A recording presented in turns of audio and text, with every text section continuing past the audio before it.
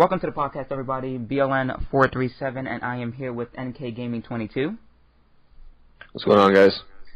And we're going to be doing we're pretty much starting our first podcast. And my God, I mean, we have no name for this podcast right now. We'll come up with a name at some point, definitely by the next time we do it, the second time around. But we're going to talk about a couple of things real quick that are going on in sports. We're going to talk about two teams, I believe, in the American League and the National League that need to make a huge splash this offseason. Then we're going to talk about 10 out of a list of 25 players that we believe are going to go to different teams. That includes Hosmer, Nunez, Darvish, J.D. Martinez, Jake Arrieta, Kane, Wade Davis, Moose, and Shohei Ohtani. Then we're going to go on and give our thoughts on the NBA season so far, which teams have stuck out so far, which teams have been disappointing. And then we'll give you guys our NBA picks tonight and our NFL picks for week, I believe, 7 now we're in? Or 8? Oh, no, I actually think it's like week 10, something like that. Oh, week 10. We're more than halfway, yeah. Wow, it's crazy to think that football's almost over already. Yeah, that is crazy. All right, so let's start off with two teams that need to make a big free agent or trade impact this offseason. Starting with the National League team for you, Nick. Which National League team deserves to or needs to make really a big impact? The biggest team that I've noticed in the reports that I've heard from is the Giants. They're going to basically make a huge overhaul in free agency or via trade. You hear the rumors about them trying to get Stanton, the rumors of Lorenzo Cain, J.D. Martinez. They even hear Mike Moustakas in rumors as well. So I think that's one of the teams that are going to have to make a big splash here if they want to be competitive in 2018. Okay, an American League team? That's kind of tough. I'm going to say the Red Sox. I think they're going to make a lot of moves season 2 because you hear the rumors about Eric Hosmer as a possibility. Even they're in the rumors for Stanton as well. So I think it's going to be really interesting to see how they approach the offseason.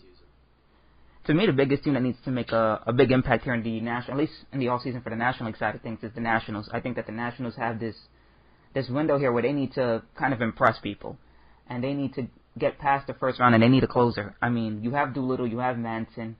You have, I believe, the other closer that they got from the Minnesota Twins. I can't remember his name now, but with the addition of Wade, and with the addition with Wade Davis on that bullpen, I think would be more than enough to help them get past the first round. It would definitely help them get past the Cubs, and I think it would help them get past potentially any team that they play out in the West. You believe that the Dodgers are going to win the West. So I think that they can get out of the West with a Wade Davis, a Sean Doolittle, and a Ryan Madson. As for the American League team, I think it's the same thing. One of the other top players in the baseball being Mike Trout and the Los Angeles Angels. They need to get, to me, pitching. I think that they need a Darvish or they need a Jake Arrieta here. They aren't going to go for pitching. That's what the early reports are saying, though I believe they should. It's great to have an offense with, Justin Upton, potentially a Moustakas going to that team. That's great, but if you have no pitching and no bullpen, that's just not going to be enough to get you out of the division or even a wild card spot at this point. I mean, they were contending for a wild card spot at some point during the season, but there's 3 teams that are better than them for that wild card spot. The Yankees, the Red Sox are most likely going to be the 2 teams that are in that wild card spot, depending on which team gets first place. Then you're looking at potentially maybe the Twins. I think the Twins still got something. I think that the Twins, the only reason why they weren't able to beat the Yankees, in my opinion, was the fact that they didn't have Miguel Sano. If they had Miguel Sano, I think that would have been a dangerous first inning for the Twins. So the Angels just can't just keep playing around and hope that guys like Pujols, Upton, Moustakas, and potentially Trout will be able to overpower any team and get them a wild card spot or a division. That's just my opinion. No, I 100% agree with you. I think if they get somebody like Moustakas, I think they're going to win games. They're going to win games based on their offense. They'll kind of remind me of the they had Bautista and those guys. I think they're gonna be kind of a team like that, except I think they're gonna have a little less pitching. But I agree with you. There's too many teams. There's too many mediocre teams, especially in the American League. You got the Rays and the Blue Jays and all those other teams that are fighting it out for 2 spots. And I think eventually it comes down to who's the more consistent team. And you saw it last year. The Twins were the most consistent team, and that's why they won the wild card. So I think it's going to be interesting.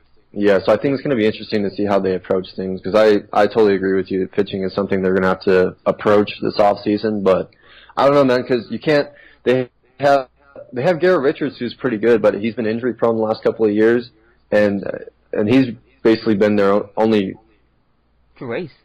above average pitcher. So I think it's going to be interesting. No, definitely, I agree with you on that.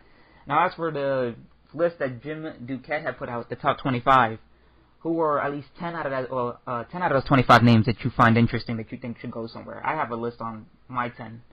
But who do you think is going to be landing between Nunez, Darvish, J.D. Martinez, Hosmer, Arrieta, Kane, Davis, Moose, and potentially Ohtani as well, now that he's actually looking like he's going to get posted?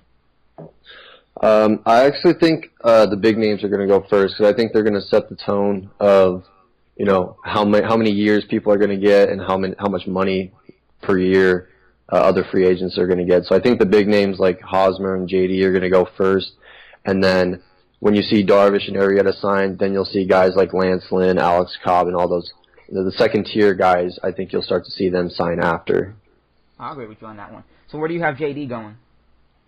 I'm not sure yet, because I want to say the Giants, because I think the Giants are going to offer him the most money. But the Cardinals, I heard the Cardinals are also really pushing to get someone like J.D. Martinez as well.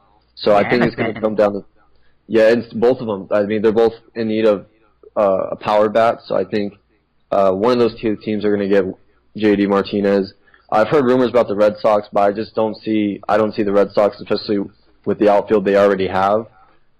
Yeah, same here. With Mookie and with Jackie, and then you have Benintendi out and left. I don't see that either. Yeah, because I heard if they did get him, they'd find a way to make a trade happen with Jackie Bradley Jr. for maybe some pitching help towards the trade deadline or something like that. But I just don't see that happening. I see the Cardinals or the Giants making the move to get JD. As for you Darvish? A couple of days ago, I was thinking the Mariners, but after seeing the reports on what he wanted for a team, I'm gonna go with the Cubs. I think it's almost a foregone conclusion that they're not gonna sign Arrieta back. So I think they're gonna have to find another starting pitcher, and I think Darvish is gonna be that guy. He said he wants to play for a winner, and the Cubs have enough money to make him a deal. So I think the Cubs. Now, I know you love this player and this name, Eduardo Nunez. Where is he going to go? That's a tough one. I don't think he's going to end up back in San Francisco, even though I love Nunez. He has had his injuries the last couple of years. I don't think he stays in Boston either, so I think he's going to go to you could see him maybe with the Angels if Moustakas doesn't follow through. I could see him going there. But I'm not saying a big contender ending team. I see someone maybe like he goes back to Minnesota, or maybe he goes to New York or something like that. Yeah, the Mets would probably be a team that I think would be interested in him. As for Lorenzo Cain, probably the Giants as well. I think they're going to have to. The Giants need major outfield help. They need lineup help as well. I've heard both rumors that they're going to sign both of those guys. I would assume the Giants sign Kane. It's more of a for sure thing than J.D. Martinez, but the Giants need a center fielder because they need to move Span to left field. So I think the Giants are gonna go with Kane. All right, not bad. And here's the last four names that I have. I think 5: Hosmer, Arrieta, Davis, Moose, and Ohtani. Where would those guys go? All right, Moose.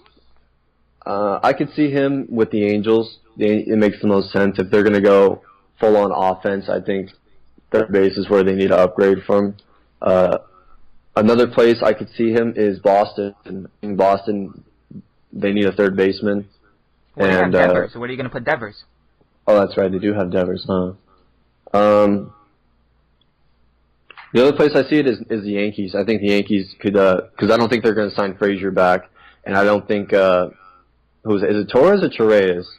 No, it's Gleyber Torres, the rookie you're talking about. Yeah. I don't think he's going to be ready yet, so I think you're going to have to go. And if you're going to go long-term extension, I think you're going to have to go with Moustakas. He hit what, 35 home runs in Kansas City? That's a huge ballpark. I mean, he could hit 40, 45 in New York easily. So I think, I can see it with the Angels, but I think it would be a better fit in New York for Moustakas. Agree. And then the Ohtani situation is kind of weird because I don't really know how much how all that international stuff works out. All right, so this is how the international thing works out, and I'm sorry to cut you off. So he's 23 years old. He's not 25 like a Tanaka, like a Darvish when they came into the league. So therefore, they have to treat him, any team that wants him has to treat him as an international signing, meaning that they can only offer him a limited amount of money. Now, the three teams that they talked about that are interested in Ohtani and can give him the most money are the Rangers. The Rangers are the ones that can give him the most money first. The Yankees can give him the most money second, and then the third is the Minnesota Twins. So the Twins will actually have a shot at Ohtani. Now, the thing about Ohtani that's interesting is that he wants to play in the outfield or he wants to DH, and then he also wants to pitch. Now, I don't think any team is going to let him play the outfield due to the fact that they want to make sure that his pitching arm is preserved. The way that baseball is today, they just want to protect their arms. So I don't think that that's going to happen. Yeah. If he is going to play, it's going to have to be DH. It's going to be a designated hitter, yeah. Now, the other thing with Ohtani is that he technically, even though he's not really a free agent in the sense that many teams are going to be able to bid for him, and on top of that, he's not, they just can't post him. He gets to pick the team that he does want to play for, in a sense. So if he doesn't like a certain team, he can just easily reject their offer, unlike a Tanaka, whichever team pretty much outbid him, that was the team that he was going to have to go for, or really? In Japan. Yeah. So, okay. So Ohtani can pretty much pick where he wants to go due to the fact that he's 23, and on top of that, the team that will get him wants, at least the Japanese team that he plays for, says that they want that team to pay up the $20 million that he was owed that season, because they're paying him $20 million. For the contract in Japan, right? Yeah, they're paying him $20 million a season. So whichever team is going to get him is going to have to pay up that $20 million on top of the $3 million. So they're paying $23 million for a person on top of the contract that they're most likely going to want to give him afterwards, which is crazy to me. Okay, no, that makes more sense. Okay, now I've heard a bunch of rumors about him. I heard the Yankees were serious about him. The one resource I've heard is that he's not in it for money. He's not going to take the best offer when it comes to money or situation. He's very specific on where he wants to play. I heard the Braves have been interested. I heard the Rays have been interested.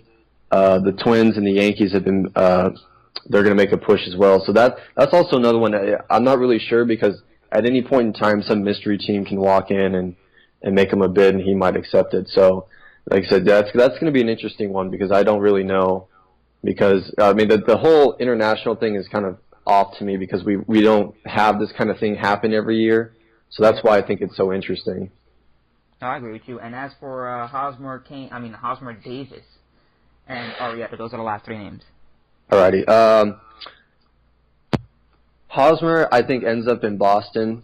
I heard there's rumors that he might stay, or he might find a way to stay in Kansas City, but yeah, they want to give it one more go. Yeah, I just don't think that's a smart idea. I think Kansas City needs to rebuild because even if you do sign Hosmer, they're not going to be any good for the next couple of years as long as the Indians still have their roster. So I think it's kind of a lost cause at that point.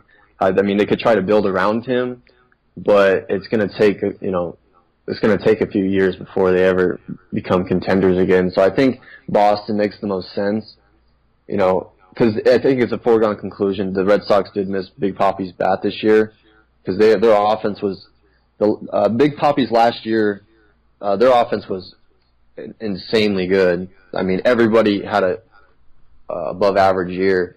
And last year, I think everybody kind of had a little bit of a down year. Even Mookie and Dustin Pedroia, those guys had a few down, their numbers went down compared to the year before. So I think adding somebody like Hosmer, who can hit 30 home runs and 100 RBIs, I think that's going to help bring the offense back up.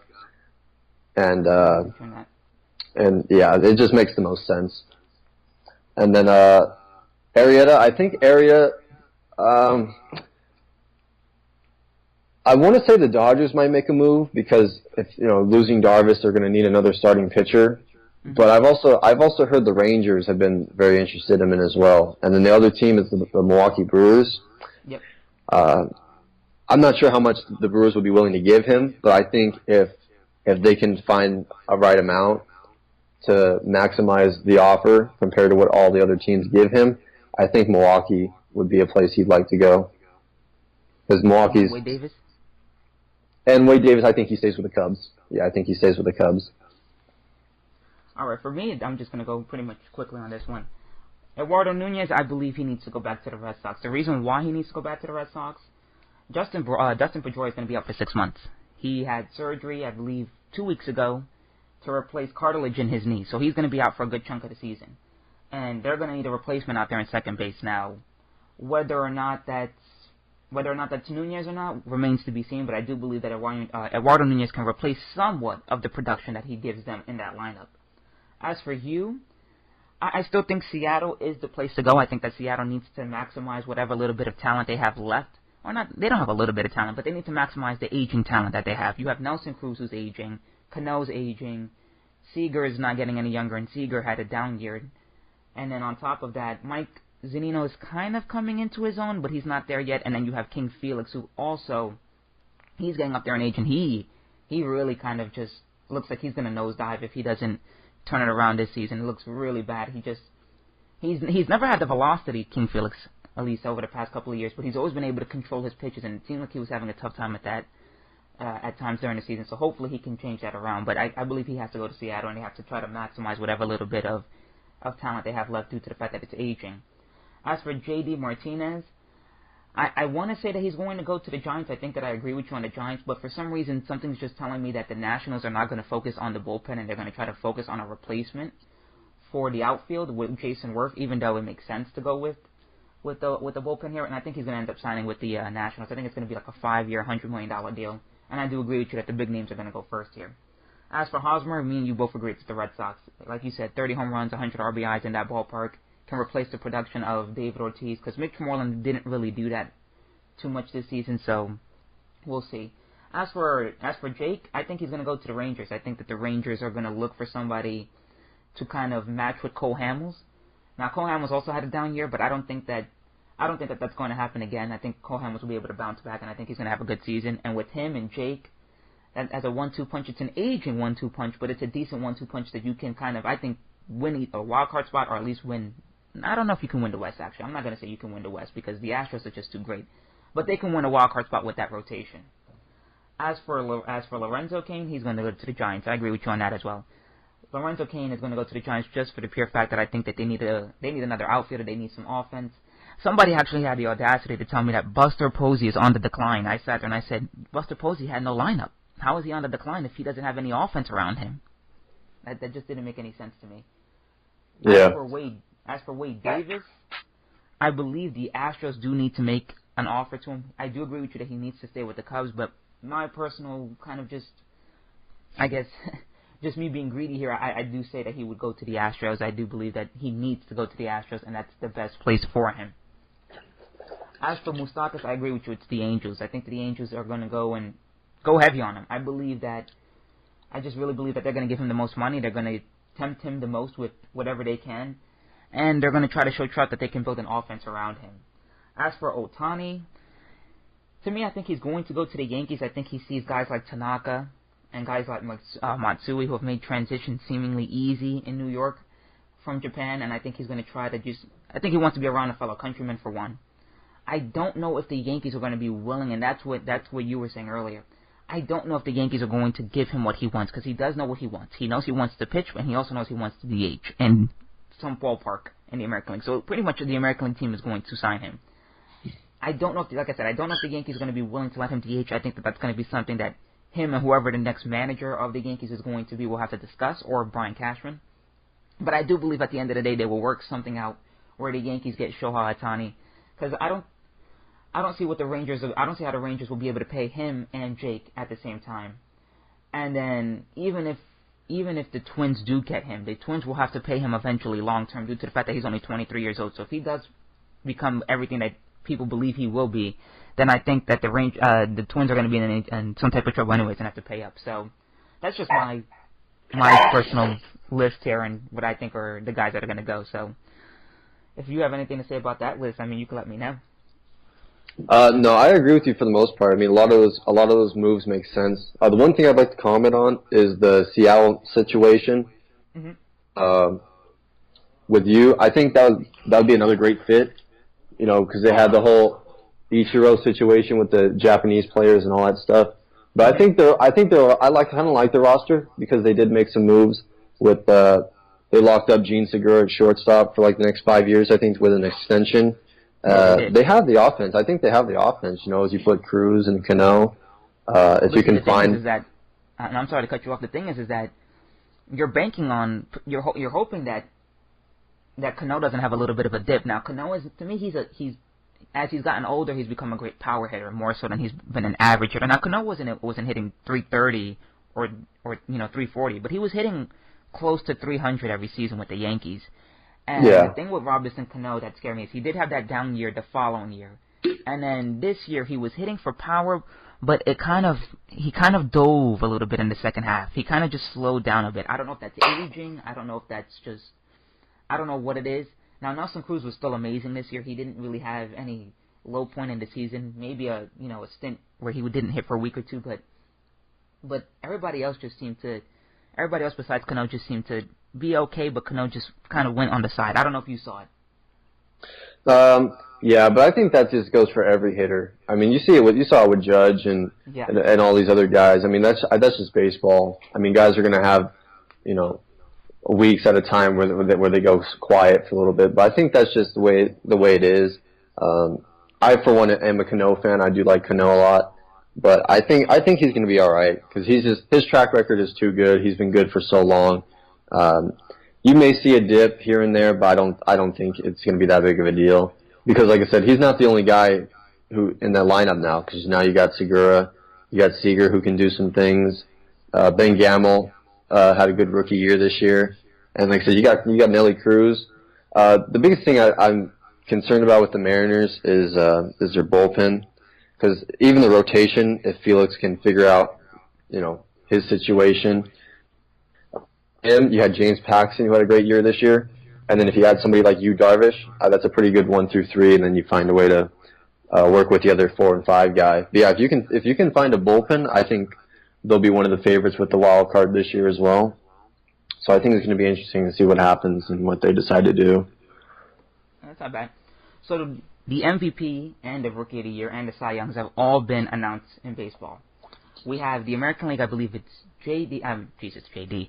It's Aaron Judge, Jose Altuve, and Jose Ramirez. In the National League, I thought that there was 2 guys that got snubbed, but we'll get to that in a second.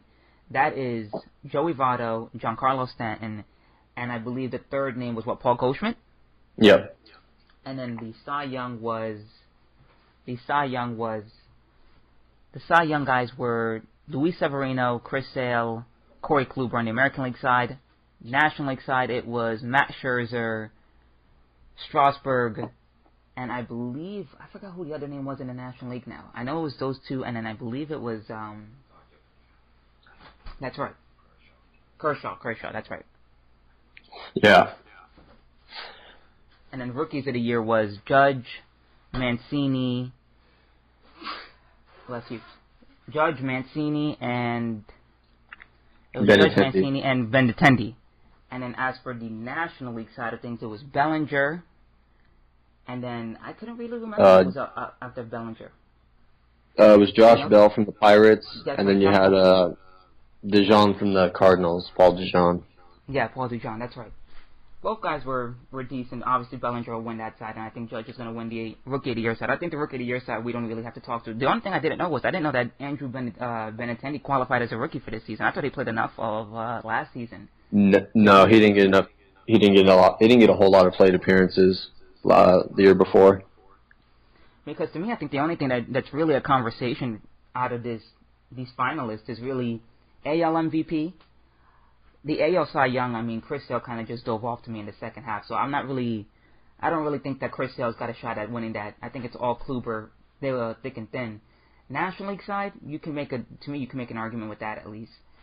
And for the National League MVP, I think we all know who's going to win the MVP due to the fact that who got snubbed, but I know you probably want to talk about who got snubbed, and I'm willing to hear that out. Yeah. Actually, with the American League side, I'm actually kind of surprised. I do think Kluber's going to win that. I'm actually surprised Severino got in the top 3. I thought maybe they'd go with Verlander or somebody like that.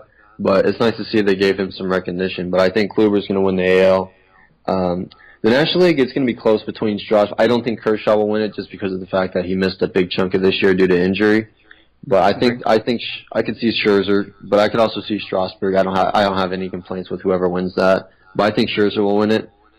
The American League, I would like Judge to win just because it's valuable. I think he was more valuable to the Yankees. I mean, since it's the regular season, obviously, if they win Astros won the World Series. I agree. Yeah, Altuve is the best player, but to me, Judge is the most valuable. So I'd say Judge in the American League. And the National League, I don't know, man. It was a complete joke this year, man. So the three finalists were Goldschmidt, Stanton, and Votto. And it doesn't make any sense to me how many games did the Reds win this year? Like 65? Yeah, about that. They were pretty. How do you win 65?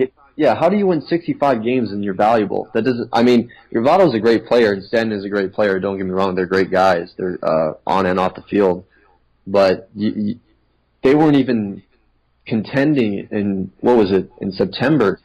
Nope, they weren't. I mean, they were bottom feeders. Stanton's going to win the award. I mean, it's almost a foregone conclusion he's going to win. I mean, it's almost sad. Blackman had such a great year and Arenado had such a great year. I thought before they announced the award, I thought one of those two was going to win the MVP. Whoever it was, I wouldn't have had a problem with it. But I don't know, man. Like I said, these awards, they get confused. I wish they would have some type of description as to how they choose a winner, because it's different every single year. I remember the year Harper won it, and what was it, 2014 or 2014, something like that. Yeah, and I could see where that year there was no guy who stood out as it pertained to value. There was a bunch of guys like McCutchen who hit like 280, and Harper had the best year, just numbers all the way down the line. And, I could see something like that where it's like, okay, just pick the guy who had the best year, since none of the guys in the contending teams really did anything spectacular. But here, you had tons of guys you could have chose from. You could have picked Blackman. You could have gone with Arenado. You could have gone with Justin Turner, or somebody from the Dodgers, because they had such a great year. But it's just if you were going to choose between these three, I'd like to see Goldschmidt win. I mean, he's been snubbed how many times in the MVP? Yes. I mean, he's been in the top three the last 6 years and hasn't won anything, But I think Stanton's going to win just because of the year he had and just the way that people look at things. Like I said, they picked the best player, not the most valuable player. I completely agree with you on that. As for the National League Cy Young, I do agree that to me it's between Scherzer or Strasburg. I'm not going to have any problems with that. The American League Cy Young has to be Kluber. For the National League things, I do agree with you once again that Charlie Blackmon and Nolan Arenado got snubbed. Now, the reason why I believe that is, and I know that a lot of people hate this argument, including you. These guys, when they're reporting the Rockies, when they're looking at the Rockies' numbers, I think they look at Coors Field and they you know what they say? They say that's an advantage. Whether or not people want to say it or not, it's an advantage, and it's just upsetting. Yes, it's somewhat an advantage due to the air quality, and I do understand that it does tend to lean to more hits. But I mean, the guy was still hitting on the road, just like Nolan Arenado was. Were they hitting for the same power on the road as they were at home? No, but they were still hitting for average, and they were still driving runners in. As for Goldschmidt, to be honest with you, I think Goldschmidt does deserve it. Votto's already won an MVP, and he's won an MVP on a team where he didn't do much. That team didn't do much anyways either. So, I mean, you can leave that there. As for Giancarlo Stanton, I do agree with you. They're just people are going to look at his numbers. They're going to look at his stats. They're going to sit here and say, you know what? He had the historic season, so to speak. He almost hit 60 home runs. He almost did this and that, and then he had a great just second half. But he didn't add any value to his team the way that Nolan Arenado and the way that Charlie Blackmon did, and even Goldschmidt did. Those guys all deserve it. The two guys that are on here, I don't really agree with. I do believe that your team needs to have above 500 record, in my opinion, to win an MVP. Well, you got to at least be somewhat contending, like you can't just be in last place, the last 2 months of the year. Yeah, exactly. Because nobody's going to be afraid to pitch to you anyways, because it's like, who cares? Yeah. As for the American League side, the American League MVP frustrates me because I actually commented on a Cougs video a while ago, and somebody had wrote, well, pretty much I gave my reasonings for why Judge should be MVP. And I didn't snub Altuve. I didn't say that Altuve was a bad player. I agree with you. I agree with everybody when everybody says that Altuve is a better base runner. He's a better, hitter overall because he does hit for average. He does hit for power. Even though it's not the power that Judge can hit for, he does hit for some pop. And he can do pretty much everything around the bases and around the field. The thing that I tell people about this MVP race is that if you look at where the Yankees were expected to be at, Judge, first of all, was expected to be a minor league player. He was supposed to be starting in the minor leagues. He was fighting for a job. And the Yankees were expected to be in third place or potentially fourth place. They were supposed to pretty much be the bottom feeders of the American League East. And if it wasn't for Judge having the great first half that he had, because you had Gary Sanchez who was out and you had Didi who was out for, I believe, the first month of the season. This Yankee team doesn't make the wild card spot without Judge's performance. And yeah, he went cold in August, but if you look at how many months he was hot for April, he was hot for May, he was hot for June, he was hot for July. Now he was not hot in August. We all know he went cold in August, but he was hot again in September. So only 1 month out of the season was he really legitimately cold. He just couldn't hit at all. And I think people take for granted on how good he really was just because of the fact that, he didn't, I think it's just the fact that he came back to reality. I mean, he can't do that for 8 months of the year. It's physically impossible. Or else he would have he would have had 70 home runs and 150 RBIs if that would have happened, I just think some people actually take for granted on how good he actually was this year. But he hit, 17 home runs in the second half? His average dipped, but I mean, like I said, he came back to reality. No, yeah, I agree. He did come back into reality. I mean, the thing with Judge is this. There's two things that you can do to Judge that you can get Judge out on. But there's also two things that Judge does really well. Judge knows how to take pitches and get his walks. Now, the things that he needs to work on is as simple as this. He can't hit the low pitch. Did you see that? If you've seen the Indian series, which I know you did, and anybody who's watched the Cleveland Indians, postseason between the Yankees, they pitched him down. And when they pitched him down, he couldn't reach the ball down because of how tall he was. He just doesn't know how to get the ball down when it's thrown to him. So he can't hit that. And the thing that he struggles with is the breaking pitch. He does not hit the breaking ball really well. Now, obviously that might play into the fact that his height, and he sees the ball at a certain angle, and then obviously he doesn't. But, yeah, he has some flaws. He does.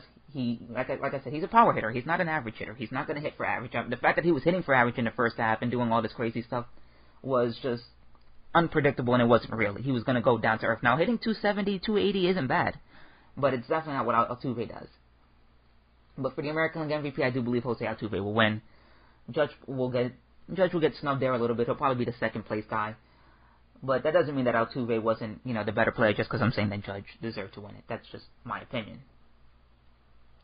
Yeah, and just one last thing. Just to elaborate on that, I also believe that the one reason why his numbers went down is because of the fact that he doesn't really have any protection behind him. Who hit behind him this year? Because I know you watched the games more than I did.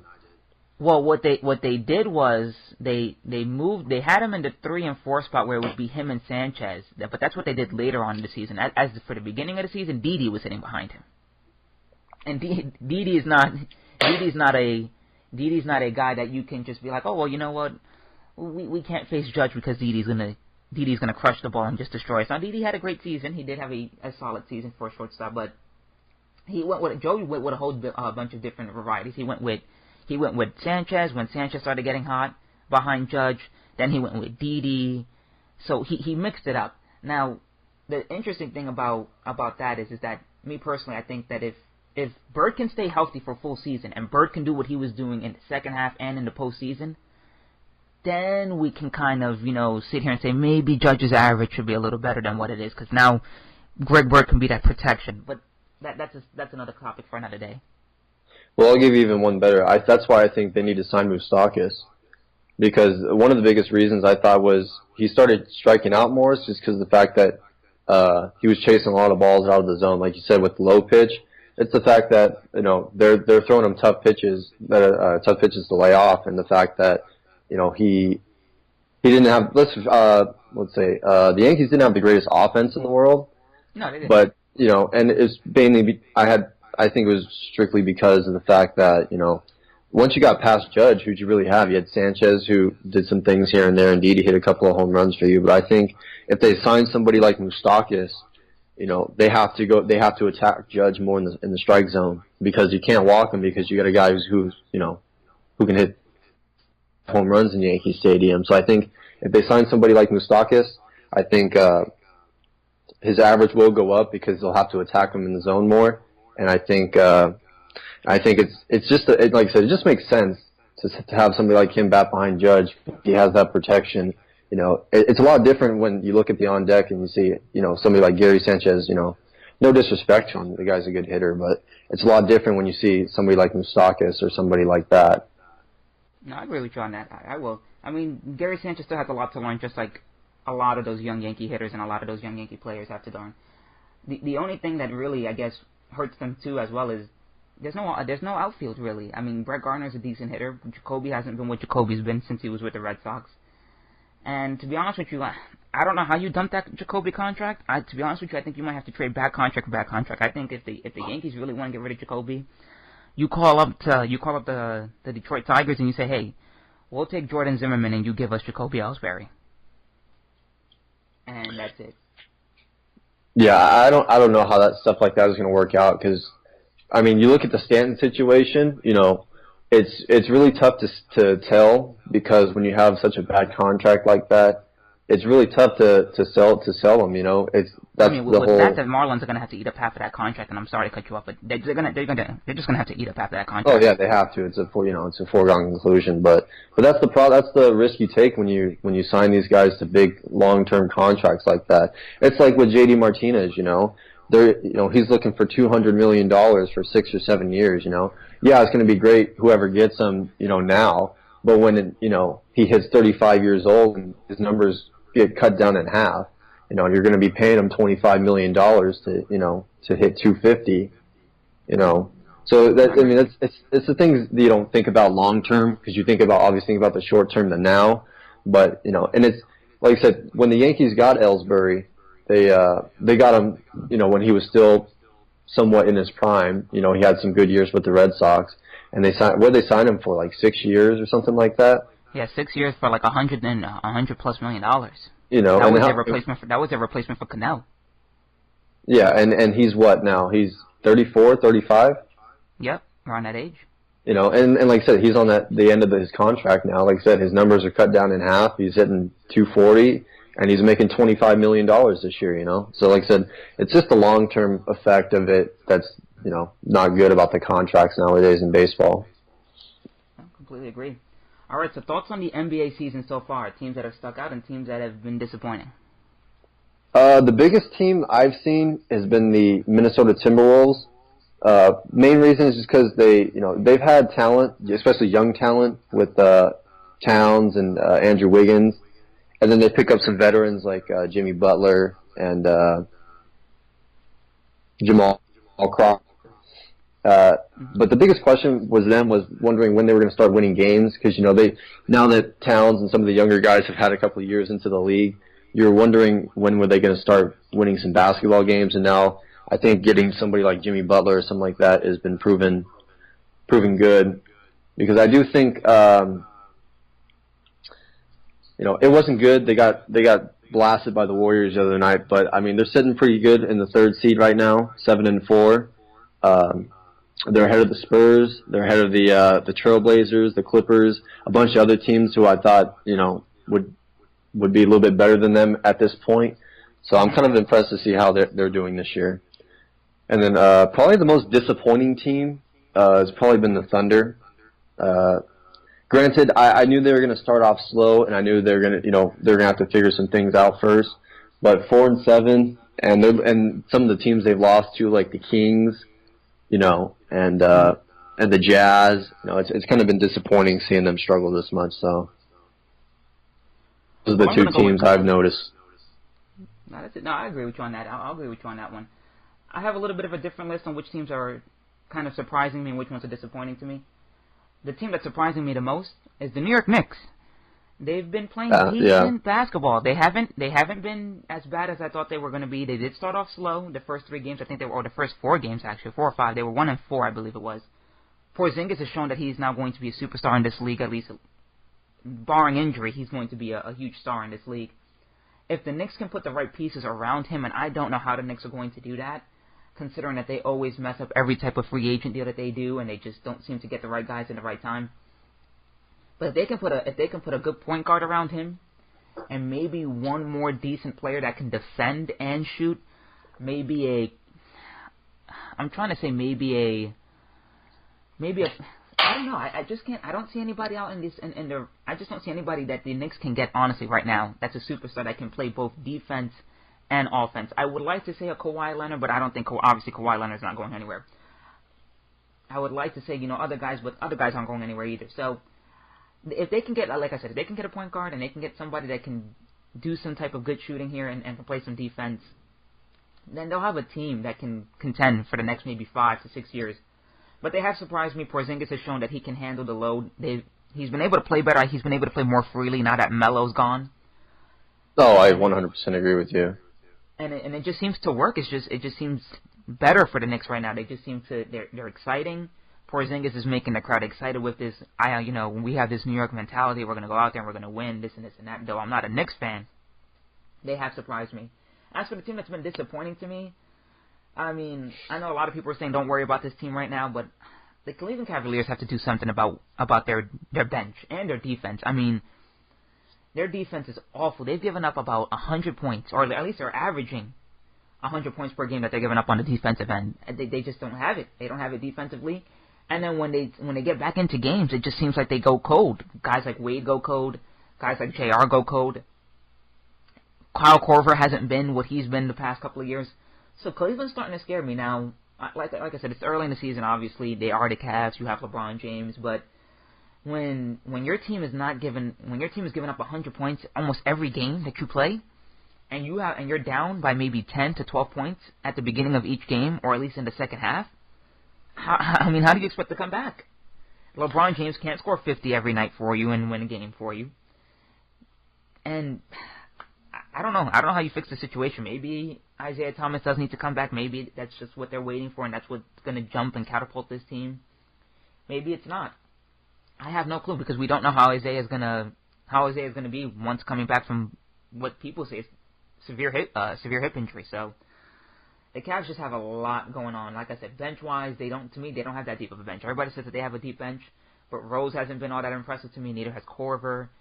Wade has now just come off the bench. He's been decent. I'm not going to complain too much about Wade. We'll see how he transitions into that bench role as the time goes on. And then the starting lineup, I don't really see that intensity that J.R. Smith usually has when he was playing in that championship season. I haven't seen that type of J.R. yet. Tristan Thompson, I believe, is injured, if I'm correct. Yeah, he's hurt right now. And then,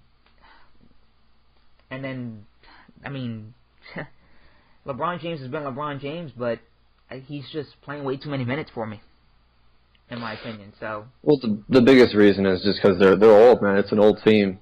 When you have old guys, they start slowing down, and they can't get back on the other side on defense sometimes, So it's and they're out of shape, man. You look at them; a lot of guys are out of shape. Oh yeah, completely. LeBron James is one of a few that said that he was out of shape. Well, yeah, it's because he got hurt in the preseason, so he didn't get a full training camp. But that's still not an excuse, man. They're giving up 130 points at night. So, yeah, it's definitely a concern. You look at teams like Boston and Detroit who have been really good off the start. But yeah, the Cavs are definitely a concern. I don't think they're insanely concerning because you look at the fact that their 5 wins have probably been against really good teams. You look at the Bucks and the Celtics and a few other teams. I know they lost to the Rockets last night, but for the most part, it was really competitive. If you have somebody like IT, maybe the outcome is a little bit different. So I wouldn't be too concerned, but it is kind of alarming seeing, so many guys struggle at one time. Oh, no, definitely it. And then, I know, I guess I'm going to add this as a disappointment, and this isn't a team. This is just one particular player, and I'm going to call this player out right here a little bit. Lonzo Ball. Lonzo Ball has just been awful. Now, yeah, he's been able to do his little thing with the assists. He has been able to, his passing game has been on point. But boy, man, this guy can't shoot. This guy can't shoot for his life, and he can't make a layup, and he can't shoot any type of free throws. I don't know how the Lakers are playing with this dude. Well, I think the biggest reason is the fact he's like what, 18 years old, 19 years old. Yeah, 19. You know, he's what, $150? It looks like on TV. You know, I mean, he's still young. You know, I think one of the reasons, you know, people point out is you look at Kyle Kuzma and how well he's been doing so far as a rookie. But you look at the difference.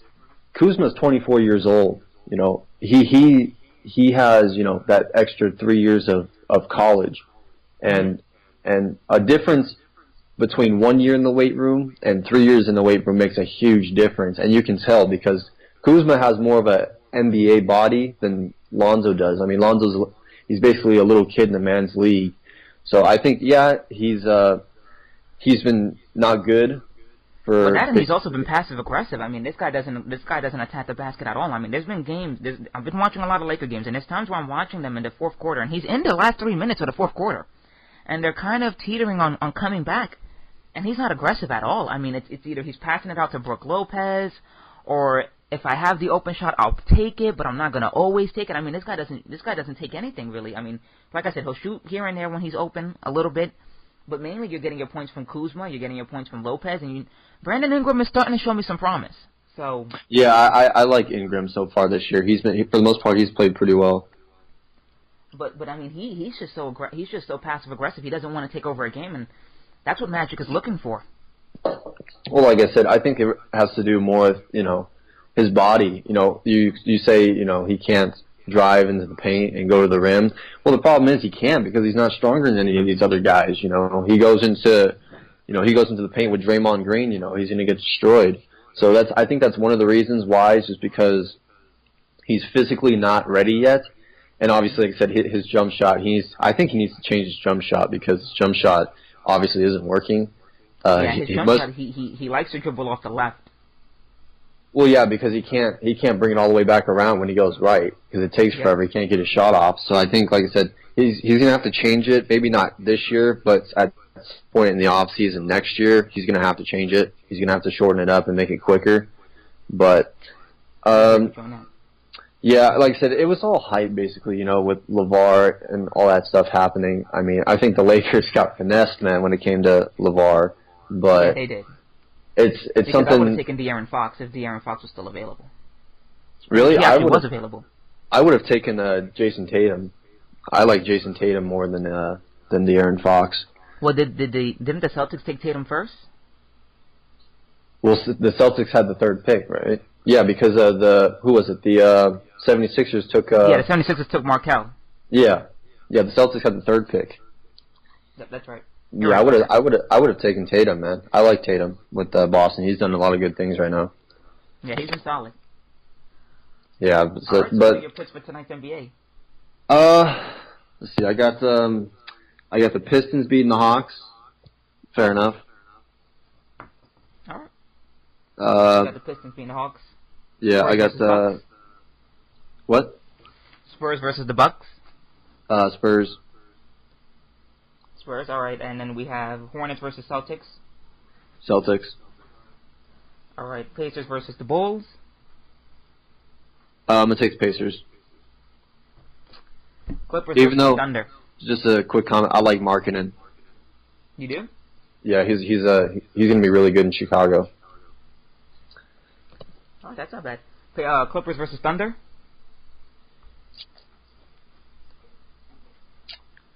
I'm gonna take Thunder. I think they'll snap their losing streak tonight. All right, Magic versus the Suns.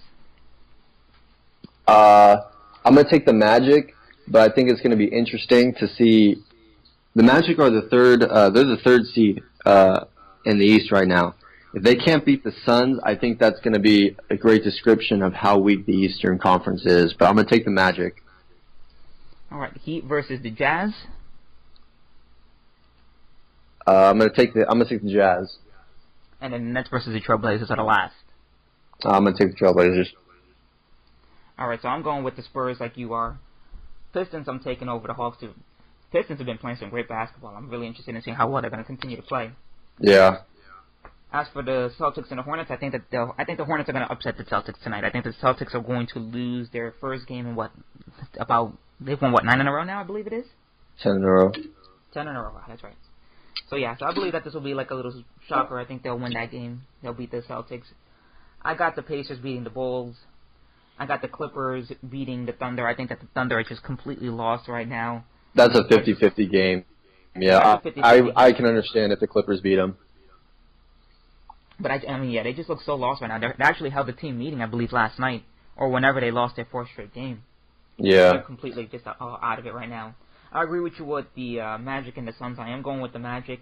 This is going to be a test for them to prove that they are a legit team in the Eastern Conference, not just some weird, kind of bottom feeder team that just so happened to make it because the Eastern Conference was weak.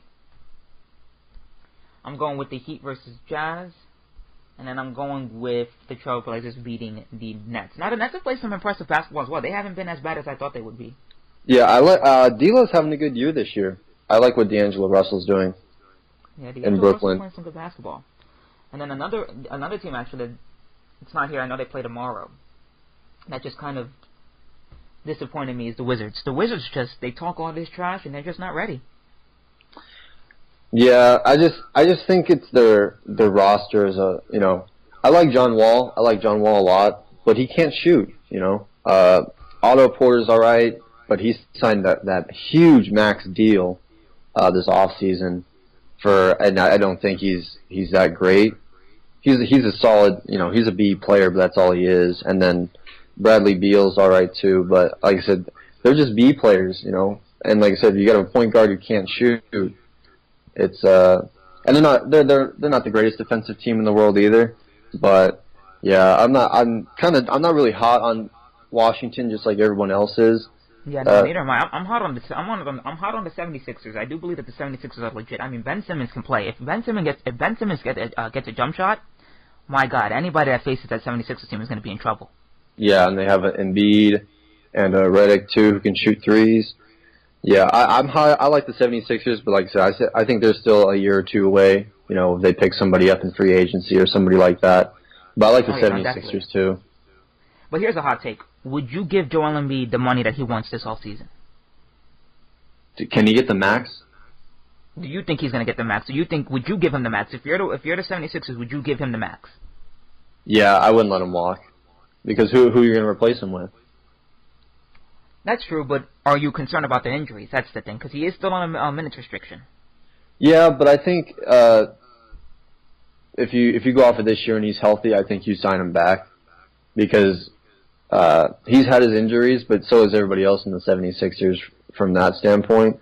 So I think if you give him a full year and he shows progress in his health, I think he's going to be all right. And I wouldn't let him walk. I'd sign him for whatever you can. All right, that's not bad. All right, so the NFL picks. Now, before we get into that, I'm going to. I don't know if you heard about the news. Richard Sherman is out for the season. Is he out for the season? I knew that Achilles. Like I said, the Achilles is something serious, man. That can really ruin a lot of people's careers. Yeah, it ruined Kobe's. Yeah, no, definitely. The Achilles is something really sensitive. That's right above your heel and like right under your calf area, and it's something serious, man. If it's not treated right. And if it's something serious, like if apparently it is with Sherman, I had a feeling he'd be out for the season just because we're so deep into the season already. We're in week 10 already. So I had a feeling that might have happened. I just didn't know how serious it was, but that's a huge loss for Seattle. Yeah, so Sherman's out for the season. Wilson is under is under the concussion protocol. So he's doubtful for next week when he does play, but they played on Thursday, so that's no big of a deal. Yeah. And then, that's pretty much it for the NFL news on who's out. Obviously, we all know about some of the other key injuries that are going on. But let's start off with some of the games that are going to be going on. So, Cowboys versus Falcons. Who do you have on that one? I'm gonna take the Falcons at home just because of the fact that Elliott's not going to play. All right. Saints versus the Bills. I'm going to take the Saints. I like their offense. Their offense has been clicking lately. And the Bills have been kind of falling apart the last couple of weeks, so I'm going to take the Saints. Packers versus the Bears? Um, that's gonna be a close one. I'm gonna take the Bears at home. Browns versus the Lions. I'm gonna take the Lions. Steelers versus the Colts. I'm gonna take the Steelers. The Jaguars versus the Chargers. I'm sorry, what was that? Jaguars versus the Chargers. Oh, okay. I'm gonna take the Jaguars. They've been good this year. Yeah, they are. The Jets versus the Bucks. I'm gonna take the Bucks. Bengals versus the Titans. I'm gonna take Titans. Vikings versus the Redskins. I'm gonna take the Vikings. I like their defense. The Texans versus the Rams. I'm gonna take the Rams. Giants versus the Niners, both just awful teams right now. I'm gonna take the Giants. Niners are a lost cause, especially since Jimmy G's not playing yet. And then the Patriots versus the Broncos. They're in Denver, I believe. Yeah, they are in Denver. I'm gonna take the Patriots. I think the quarterback issues with Denver is not good right now. And then you have the Dolphins versus the Panthers. I'll take the Panthers, even though I don't like Cam Newton. All right, so I'm going with the Cowboys. I think the Cowboys will beat the Falcons even without Zeke. I'm gonna go on a limb there and say that the Cowboys beat the Falcons without Zeke. Okay. As for the Saints, I do like their offense, and I do like Marshawn Lattimore. I think that they're going to win that game. I think they'll beat the Bills. Now, Tyrod Taylor is an interesting QB. Yeah, I know, man. When you look at his stats, he's a top 10 QB. Yeah, it just doesn't look like it. Yeah, I know. Yeah, it doesn't look like it. Yeah, it's just weird the way he comes off. Yeah, it is. I'll agree. It is weird. For the Bears and the Packers, I'm going with the Packs. I'm obviously going with the Lions beating the Browns. They're a lost cause as well. I got the Steelers beating the Colts. The Steelers are 6-2, even without Ben Roethlisberger playing the way that he usually plays. So that's interesting. I'm going with the Jets over the Buccaneers. The Buccaneers have been such a huge disappointment. I mean, Jameis Winston, before his injury, just disappointed me this season. Yeah, he has his interceptions have been high this year. I'm going with the Titans over the Bengals. I'm going to go with the Redskins over the Vikings like you. I'm going with the Rams over the Texans. Then I'm going with the Giants over the Niners. I got the Patriots beating the Broncos. And then I got Carolina, even though I don't care for Cam Newton as well, going over the Dolphins. So, wait, you said you got the Redskins over the Vikings? Yeah, I got the Redskins over the Vikings. Oh, okay. Yeah, I like their defense as well. I think Kirk Cousins is a solid enough QB. I know some people criticize him for not being a Carson Wentz and stuff like that. Listen, he doesn't have to be. He just has to be what he is. He's decent. You're gonna expect a turnover here and there with Cousins, but to me, he's a top QB. He's a top 5. I mean, not a top 5. I should say a top 10 QB. I like Kirk Cousins. If they didn't have Kirk Cousins and they had some average QB, the Redskins would not be very good. Like, I'm just, this is my opinion. I don't think the Redskins would be very good if they didn't have Kirk Cousins. Because to be honest with you, this football season has just been a roller coaster. You had the Patriots who started off slow. Now they've kind of gotten better as the season's gone by. The Texans, obviously, before the Deshaun Watson injury, were decent, but then Deshaun Watson tore his ACL. Yeah. And that hurt them. On top of J.J. Watt. Yeah, the Texans are screwed this year. And as for the Jets, the Jets are supposed to tank. And you guys have won 4 games. Yeah, I know. I thought they were going to win 2 games, but it just hasn't worked out that way. The Jets have been playing. They've been playing with a lot of heart, and they play a lot of fundamental football. But they are. But yeah, they're going to need a QB at some point. Yeah, they could go for somebody like Kirk Cousins, who's going to be a free agent after this year. Yeah, Washington has just messed around with him so much that I don't think he wants to stay in Washington. Yeah, no. The rumor was he wanted to go to the 49ers, but since we got Jimmy G, I don't know where he's going to go now. To me, I think he's going to end up going. If Ben Roethlisberger does retire, I think that's where he's going. Could be. And I like that fit with him and Antonio Brown. He finally has some legit receivers, and they can do some things. And if not, To be honest with you, man, I don't know if Andrew Luck is ever going to be the same, man. Andrew Luck he had that down year last season. Now he has this injury that Jim Irsay said it's not. He believes it's not physical. He believes it's all in Judge. It's all in Luck's mind that he's just injured. I don't understand what's going on with that. Well, I think the biggest reason is the fact that he doesn't want him. There's no point in playing them this year because the Colts they're god awful. They got I think they're just telling him, wait it out a year, wait till the Colts, they can get some help for him because there's no point in playing him. They need an offensive line. That's what I'm saying. They throw him out there, he's gonna get killed again. They got a new coach, and I think they just told him, just wait it out a year. There's no point in playing you. Wait till we get an offensive line or we get you some weapons, receivers, maybe a running back. So I think they're just gonna make him wait. I think they're just being precautious, kind of like with Joel Embiid. No, definitely, I agree with you on that. And that's pretty much it. We've gone over everything so far that we needed to go over. We went over pretty much the lackluster MLB off-season as of right now, just because everybody's getting their coaching staff in place. So we'll start to see hopefully some names drop by next week. We went over the NBA stuff, went over the NFL stuff. Don't know if you want to go over what happened last week with UFC 217. If you do, we can go over that as well. We can quickly go over it, yeah. All right, so go ahead. You can start it off then if you want. Which matches were impressive for you? To me, all of them were great. At least the championship matches. Yeah, they were all great. The one that I enjoyed the most was the Cody Garbrandt and the Dillashaw. Yeah, I enjoyed that as well. Yeah, that was the most. I thought Cody was actually going to win that fight, but he had it too. He had it in that. Oh yeah, it was the second round. It was the first round. The first round he had him, but TJ got saved by the bell, he got saved by the bell with like 5 seconds left, and he actually recovered quite well. Cody's team was, and on top of that, he got taunted as well. Yeah, Cody's team was talking a lot of trash to him, especially during the fight. I don't know if you've seen the videos of it. Yeah, I did. During the fight was ridiculous. They were. Well. Yeah, they were trashing him pretty hard, but he got his stuff together and he knocked out Cody. Did you see the interview he gave after?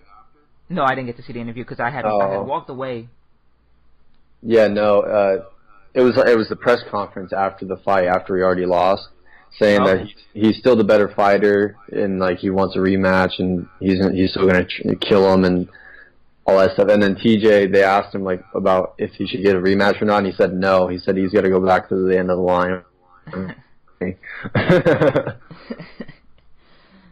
And that was one of the fights that I thought was great. The other fight that I thought was great, and it just shows how great of a fighter GSP is it's the fact that he looked gassed. He looked completely gassed after that first round. He did tire out towards the end of it. And the fact that he was able, he went in pure desperation mode. When I just saw him completely destroy this thing, I just couldn't believe it. I was like, God, he's punching him so hard. He just wants that knockout, or he just wants this fight to finish. Now, the one thing I will say about that rear naked choke, he had him out for about a good 5 to 10 seconds. I don't know what that ref was doing. I don't know why that ref didn't just call it right then and there. He had him good in that choke. So he was just waiting for him to tap, and he never did. So he basically just passed out. But he was gone for a good 10 seconds. But GSP, he just shows how great of a professional he really could be. I know he did want to be a multi-weight champion beforehand. They didn't give it to him back in the day. They ended up giving it to Conor. Now he had his shot to do it today. So that's great. Yeah, so I thought it was a really good pay-per-view. I just we'll have to wait and see what happens with 218. I'm excited for 218. See who gets to fight in 218. Same here. I'm excited for what's going to be going on in 218 as well. Yeah, so 218 is going to be an interesting pay-per-view. Yep. And that's pretty much it. So we pretty much covered all of the bases on that. Yeah, man. I thought we did pretty well. Down. Huh? Thought we did pretty well, especially for the first time. We did pretty well. All right, guys, we're gonna get off here. This is BLN 437 NKGaming 22. Just let them know what your Twitter is so they can follow you, or any other social media, so that way they can know. Just at NKGaming _22. BLN 437 here on Twitter, and that's it, guys. We'll see you guys in the next podcast, and that is it.